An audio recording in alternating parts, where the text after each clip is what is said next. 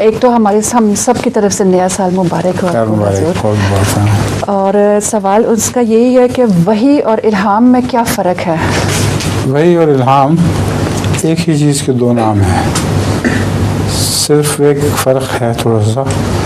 الہام جو ہے وہ اونچی آواز میں آتا ہے، اچھا، اور وہی دل میں بھی اٹھتی ہے.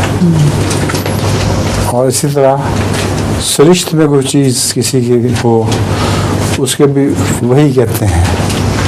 مثلا شہد کی مکھی کو اللہ تعالیٰ نے وحی کی تو اس کو نہ الہام ہوا نہ آواز آئی، اس کی فطرت کے اندر خدا نے وہ بات کھول دی ہے جس نے اس کو شہد کی مکھی بنا دیا.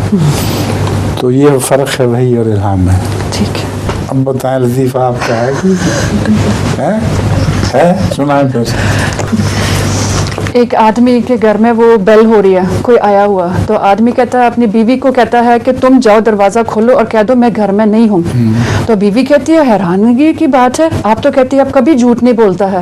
کہتا ہے ہاں اس لیے تو میں آپ کو بھیجتا ہوں. خود جھوٹ نہیں بول رہا.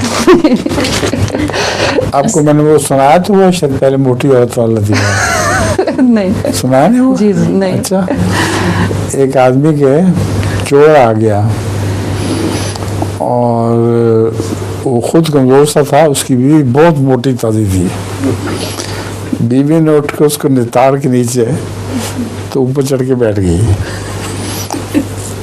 تو اس نے کہا اپنے نوکر کو کہ جوتی لو اور فوراً تھانے جاؤ اور کسی کانسٹیبل کو بلا کے لاؤ.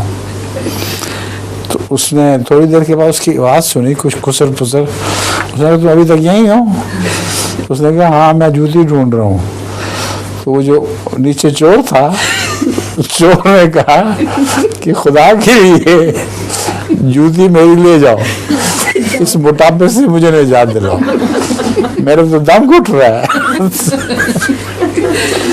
وہ زیادہ سے زیادہ قید کریں گے، مجھے پھانسی تھوڑی چڑھائیں گے.